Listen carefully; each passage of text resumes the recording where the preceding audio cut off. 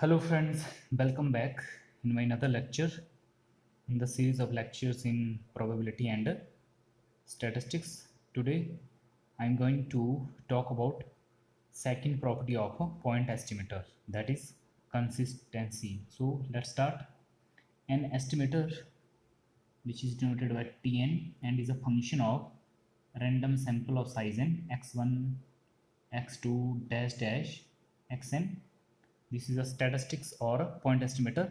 This is said to be consistent estimator of function gamma theta, where theta being an unknown parameter if Tn converges to gamma theta in probability. That is, if Tn arrowhead means converges to gamma theta in probability. On arrowhead write small p. This stand for probability, as n is very large, means n approaches to infinity. We can also say that Tn is a consistent estimator of function gamma theta if for every epsilon greater than 0, limit of a probability modulus of Tn and gamma theta, modulus of this is less than epsilon, probability of this must be equal to 1 as n approaches to infinity. हम इसको वैसा भी बोल सकते हैं. So limit of probability of this must be equal to 1 or Tn approaches to this function in term of theta, the parameter, unknown parameter, right? Note number 1, if limit of amount of y's, that is b theta t, is equal to 0 as n approaches to infinity, and limit of variance of this point estimator Tn is also equal to 0 as n approaches to infinity. If both of these conditions are satisfied, means both of these limits are 0, then Tn, point estimator Tn, is the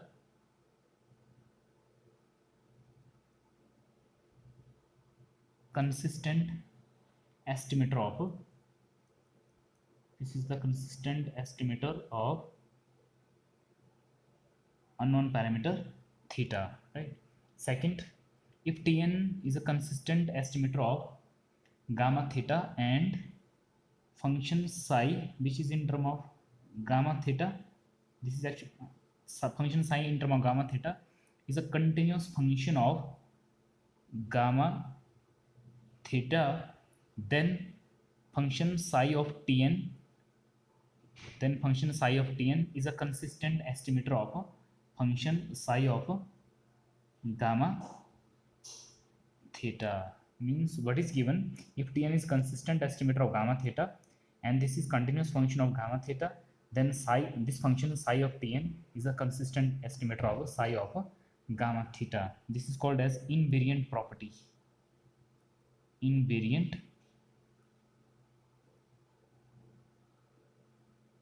property. We will use this in the upcoming numerical. So in problem we will apply this formula in order to show if any estimator is consistent estimator or unknown parameter. We will apply this, both of these must be equal to 0, right? So let's take some example. Example number 1, in a sampling from a normal population with this one whose mean is mu and variance is sigma square, the sample mean x bar is a consistent estimator of a mu. So proof, let's see what is given. Since in a sampling from normal population with mu sigma square, the sample mean x bar, this is also normally distributed,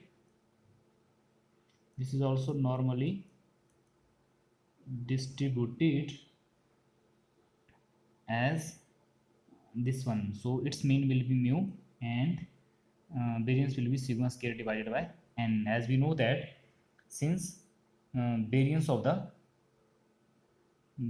the sample mean is equal to sigma square upon n, right? This is one of the value of the variance of this one. Either population is finite or infinite or finite with the replacement, right? And this is this one. So that means expected value of sample mean, this will be equal to mu according to this one, and variance of sample mean will be equal to sigma square divided by n, right? Now we want to check these limits. Now limit of b theta t as n approaches to infinity, since we know this result in general from the first property. If e of tn is equal to gamma theta, then this implies amount of y's, this is given by difference of these two, e of tn minus gamma theta. So amount of y's is given by this one, so amount of y's will be this one, difference of these two. This will be limit n approach to infinity, this will be difference between e of x bar minus mu, right, which will equal to limit n approach to infinity. So e of x bar is mu, so this will be mu minus mu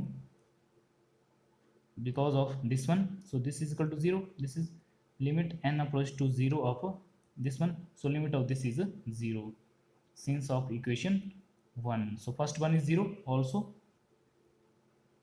Limit of variance of x bar as n approaches to infinity, this will equal to limit n approach to infinity. Substitute the value of variance of x bar, this is sigma square divided by n. Sigma square is constant because limit is depend on n, so sigma square is constant. This will be limit n approach to infinity of 1 upon n, so 1 upon infinity is 0. So this is sigma square into 0, applying the limit, which is equal to 0. You can see here limit of this amount of y's is equal to 0 and limit of this variance is also is equal to 0 as n approaches to infinity in both the case. So because of this property, because of this one, tn is consistent estimate. Tn means in case x bar is the therefore x bar is the consistent estimator of mu. So this is all about first example. Now let's take another example. This is example number 2.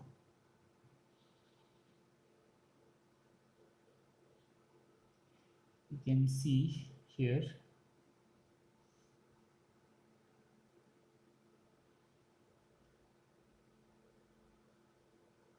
this is example number 2. If x1, x2, xn are the random observations on Bernoulli's invariant x, which is taking value 0 and 1 with respective probabilities 1 minus p and p, then summation xi upon n into 1 minus summation x upon n, this is a consistent estimator of p into 1 minus p, right? So proof since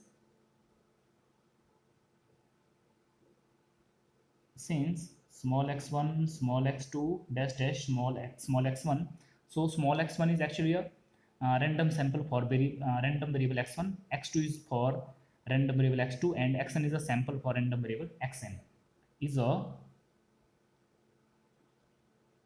random sample from Bernoulli's, the random sample from Bernoulli population with parameter p.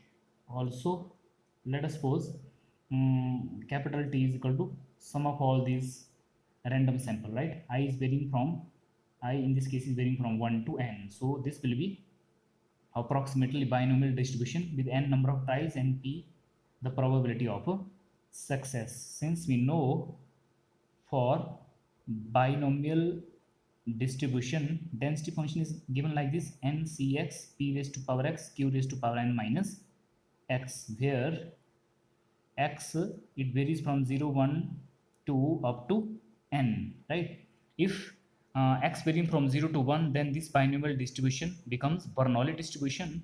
If x varying from 1 to n, 0 to n, then this is a binomial distribution. So I am supposing for the variable t, which is sum of all these random sample, then this is approximately equal to binomial distribution. So we know the mean of binomial distribution. Therefore, mean of this random variable, because this t is binomially distributed, so its mean will be np, because np is the mean of the binomial distribution, because this time variable is t, and variance of capital T, this will be npq. This is variance of the binomial distribution for random variable t. Let us put this to be equation number 1 and this to be equation number 2. All right. Also, x bar, what is x bar? X bar is actually summation xi divided by n. X bar is a sample mean. What is summation xi from equation 1? This is capital T divided by n since of equation 1, because summation xi is t. So this implies expected value of x bar, this will be equal to expected value of t upon n. Now n is constant, by n is constant, this will be 1 upon n expected value of t, and because using this result e of ax plus b, this is equal to a time e of x plus b. A and d are constant, so using this result 1 upon n is constant. What is expected value t from here? This is np, so this is 1 upon n np since of equation 2, right? So which will be equal to p. So expected value of x bar is equal to p, and variance of x bar, because variance of sample mean, so this will be variance of capital T upon n. So using this result, variance of ax plus b, this will equal to a square time variance of x only, right? So variance of constant is 0, and if constant is in multiplication with variable, that will be in square form outside. So this will be 1 upon n square variance of capital T, because of this one 1 upon n square, as it is variance of t from here is npq. 1 n cancel, so this is pq divided by n. So variance of x bar is this one. Expected value x bar is p, and variance of x bar is this one, right? Now limit n approach to infinity, amount of y is b theta t. This will be difference of these two, x, this and difference of these two. So this will be limit n approach to infinity e of x bar minus p, because of this one.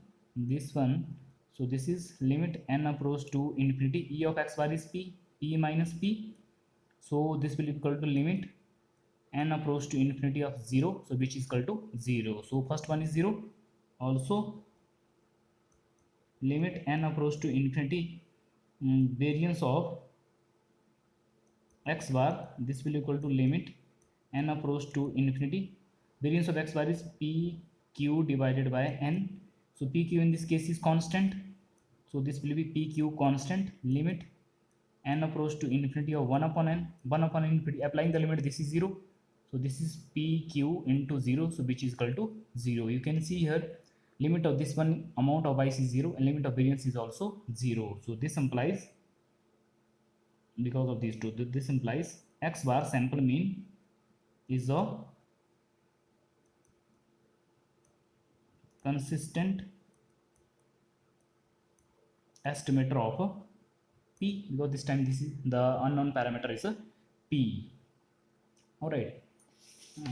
Now come to this result. We want to show actually this one is consistent estimator of this one. Finally,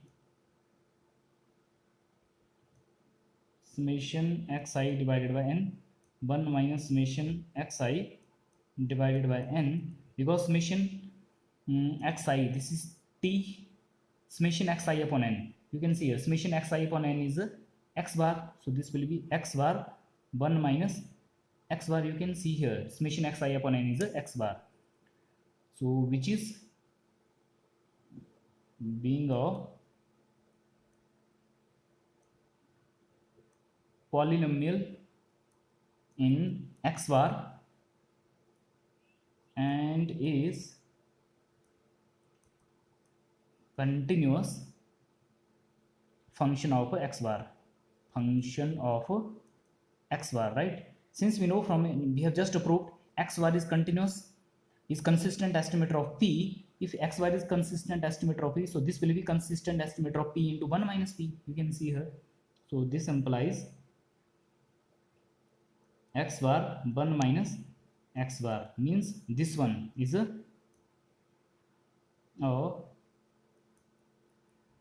consistent estimator of p into 1 minus p, you can see here. Or we can also say by invariant property. By invariant property means by note number 2, right? सीधे भी हम दिख रहा है हमारे को, because we have just proved this is x bar is consistent estimator of p, because there is only x bar. So this will be consistent estimator of p into 1 minus p, right? So this is all about second example. Now come to the next property. This is third property of the point estimator, that is efficiency. Efficiency, this is actually criteria for which is based on variance of the sampling distribution of the estimator, right? जिसको हम efficiency बोलेंगे, right? So that means if of the two consistent estimators of the two consistent estimator T1 T2 of a certain parameter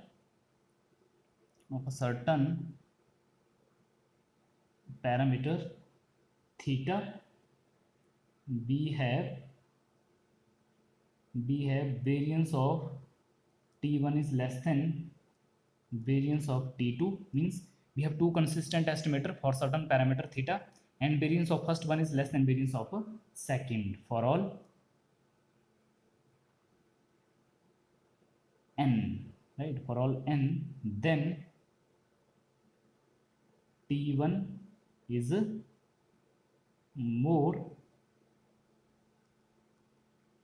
efficient than T2 for all n means for all sample sizes, sample size है जो मर्जी हो, for all sample sizes, that means for all n. So note one means if you have a large group of consistent estimator, बहुत बड़ा हमारे पास कोई group है, large group of consistent estimator, and we have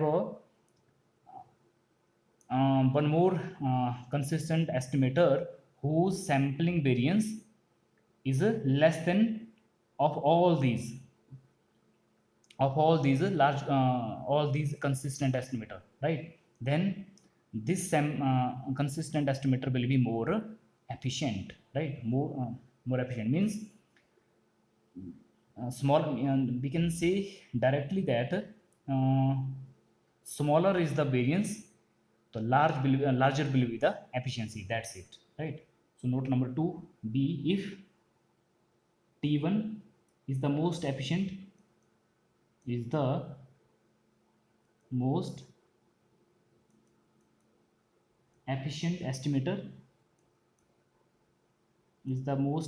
estimator with variance B1, and T2 is any other estimator, this is any other estimator with variance B2, then the efficiency of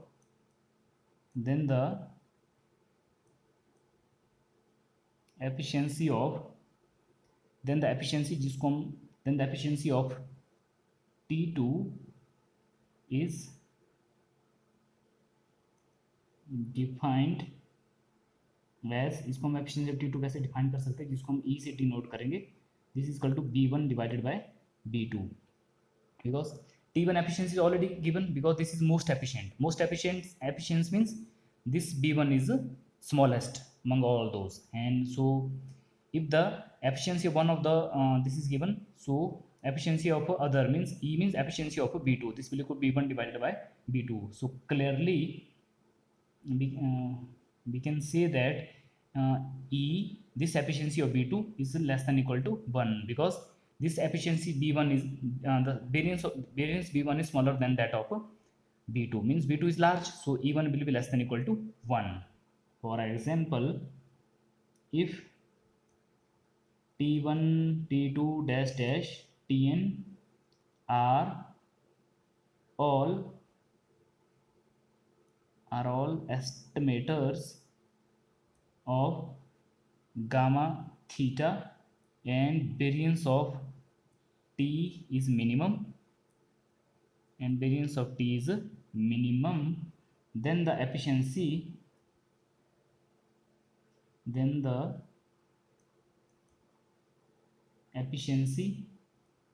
EI of Ti means then the efficiency of each of these T1, T2, Tn is defined as इसको हम इस तरह से define कर सकते हैं, EI which is equal to variance of T divided by variance of Ti, right? Here I is equal to 1, 2 up to n. So we can say that here this efficiency EI is less than equal to 1, because variance of T is minimum, because this is most efficient, variance of T is minimum given. So efficiency E1 of T1 will be variance of T divided by variance of T1. Efficiency Tn will be En equal to variance of T divided by variance of Tn. So in this way we can find variance of each of these estimators for a parameter this one, provided variance of T is minimum. Clearly this is smallest, so all of these the efficiency of each of these will be less than equal to 1, right? So let's take example. This is the example. We have a random sample of size 5 drawn from a normal population whose mean is this one, which is unknown. Consider these estimators for mu. T1 is this one. This is sum of all the 5 random sample divided by 5. T2 is defined like this, and T3 is defined like this, where lambda is such that this T3 is given to be unwise estimator. T3 is given to be unwise estimator for mu. What we want to do, we want to find lambda. We want to check are T1, T2 unwised, right, by giving reason, and finally we want to check which one is the best estimator among T1, T2 and T3. Best estimator means efficiency हमने check करनी है, जिसकी सबसे smallest variance होगी वो ज़्यादा efficient होगा, that will be best estimator, right? So one by one we will find lambda, we will check these unwiseness. All right, so start. Solution given, हमारे पास given क्या है, expected value. So mean of all of these, this is given to be mu, and variance of all of these random sample of size 5, this is given to be sigma. Let us suppose this is say, because this is a population whose mean is this one, whose mean is mu, so variance sigma square ही होगी, right, where I is varying from 1 to up to 5, because we have a sample of size 5, and covariance between xi and xj, what will be that? This is capital letter in capital. Covariance xi xj will be equal to 0, since reason being because I is not equal to j. I not equal to j means because we have a different sample.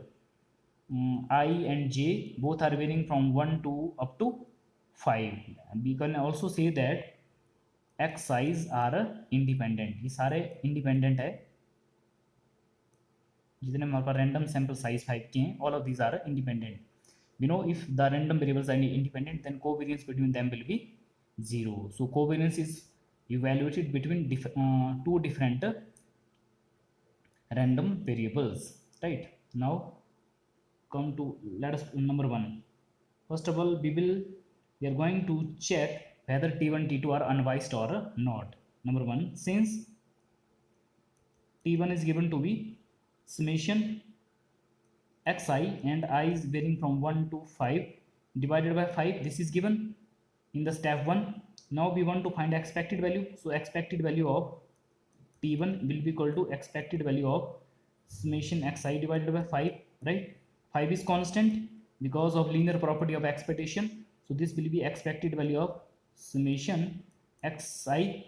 Now opening this summation, because I varying from 1 to 5, so this will be e of x1 plus e of x2 plus so on e of xn by opening this one, right? Because I is varying from 1 to 5. So what is given? Expected value of capital X1, this is mu. E2 is also mu because I is varying from 1 to 5. En is also mu. So 1 upon 5, this is mu, this is also mu, plus so on, this is also mu. Since of equation 1, how many time mu? 5 time. So 5 time means, so this will be equal to 1 upon 5, 5 time mu, so which is equal to mu. So what we have proved, expected value of T1 is equal to mu. If expected value T1 is equal to mu, that means T1 is unbiased. अगर इसके equal नहीं आता तो vice हो जाता, तो this is unwised.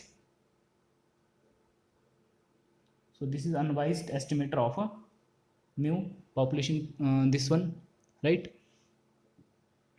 So first this is clear, T1 is unbiased. Now we will check T2, right?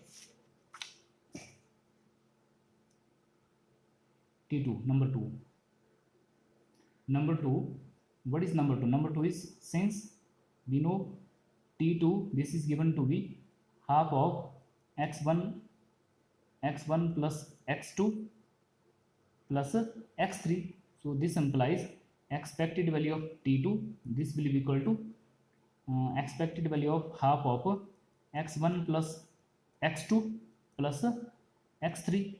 Using the linear property of expectation, half is constant, so this will be expected value of x1 plus x2 plus expected value of x3, right, which is equal to half. So this will be this can be further simplified, expected value of x1, expected value of x2 plus expected value of x3. Now since from equation 1, from 1, expected value of each of these random variable is mu, so this will be equal to half, this will be mu plus mu plus mu. So this will be how much? 2 mu plus mu, so which is equal to 2 mu. So what we are getting, expected value of T2 is equal to 2 mu, so which is not equal to mu, not equal to mu. अगर mu के equal आता तो अनवाइस हो जाता. It means T2 is, that is T2 is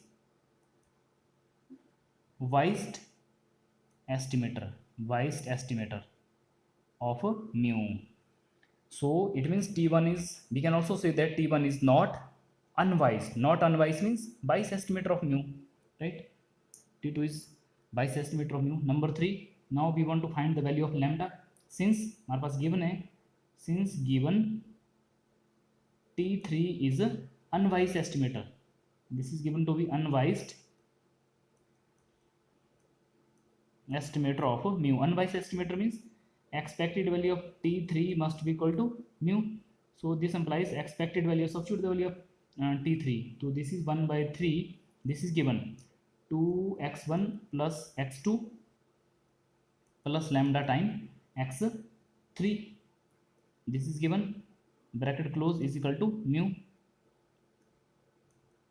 given T3 is given, right?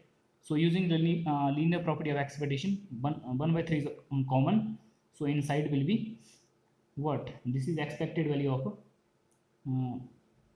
this is 2 time 2 is also common, 2 time expected value of x1 plus expected value of x2 plus lambda is also constant, so expected value of x3, bracket close, which is equal to mu. So since of equation 1, because we know expected value of this one is this is mu, this is also mu, and this is also mu because of equation number 1। कितना आ रहा है आपके पास सारा ये, तो ये आपके पास आ रहा है 3 म्यू। 3 म्यू में ये तो म्यू रह जाएगा,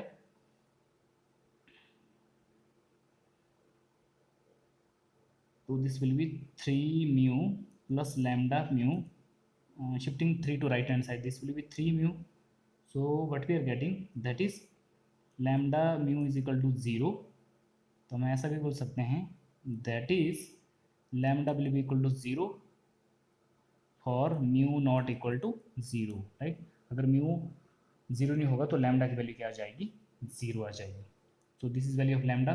further we want to check which is the best estimator, means हमको वेरिएंस निकालनी सभी T1 T2 T3 की। Further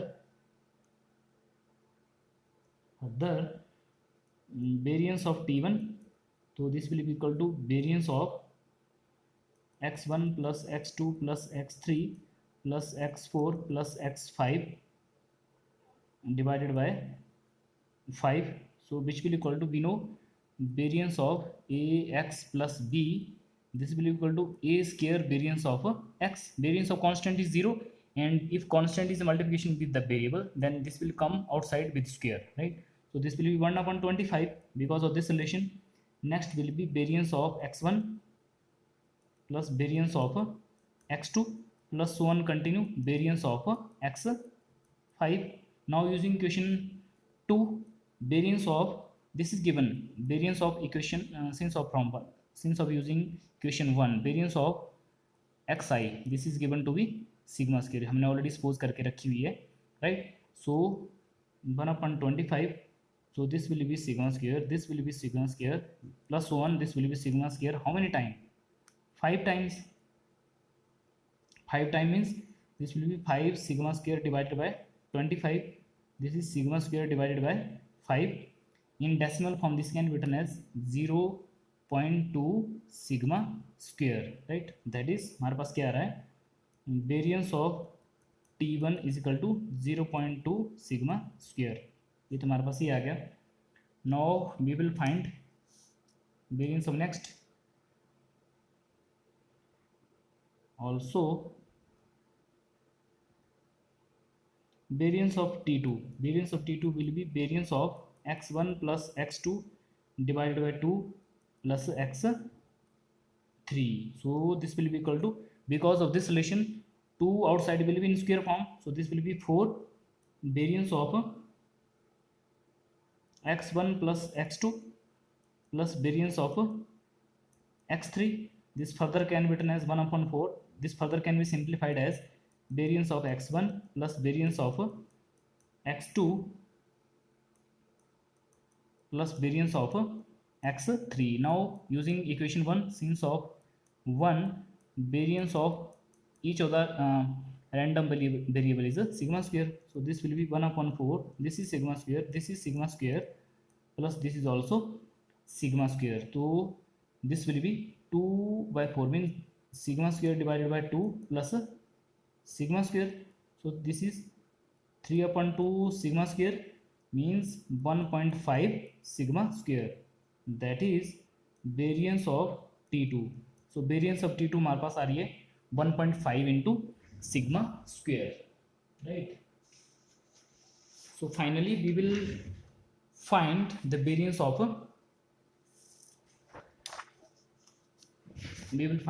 of the T3, right।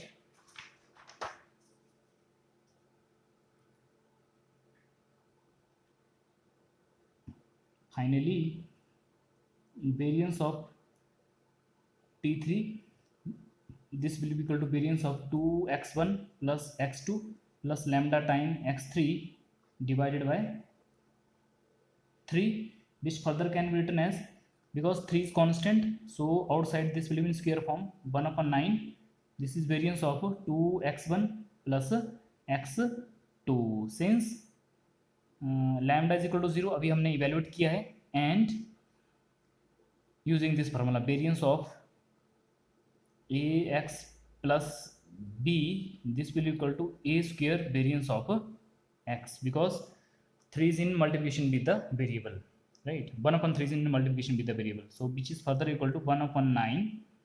This will be 2 is outside will be in square form, this will be 4 again because of this relation. Rest is variance of x1 plus variance of x2 bracket close. This is further equal to 1 upon 9 4 time, because variance of xi is equal to sigma square.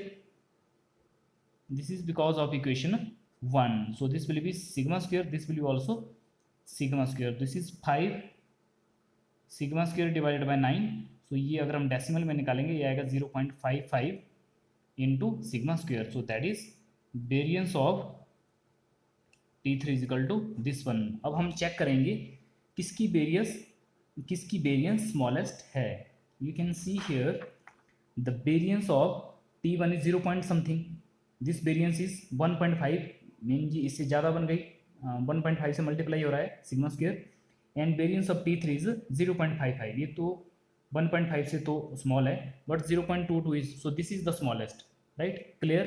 Among all this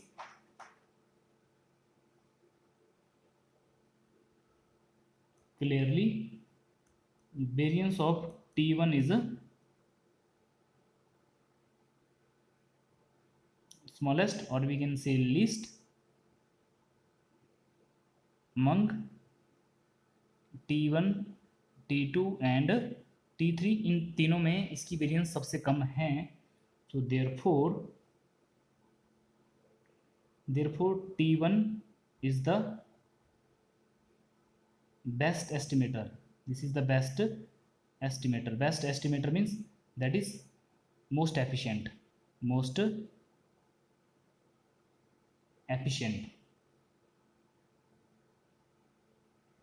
estimator of mu. Alright, so friends, so what we have learned in this lecture, we come to know about second type of property of point estimator and third type of third property of point estimator, right? That is consistency and efficiency, right? So this is all about this lecture. Thank you.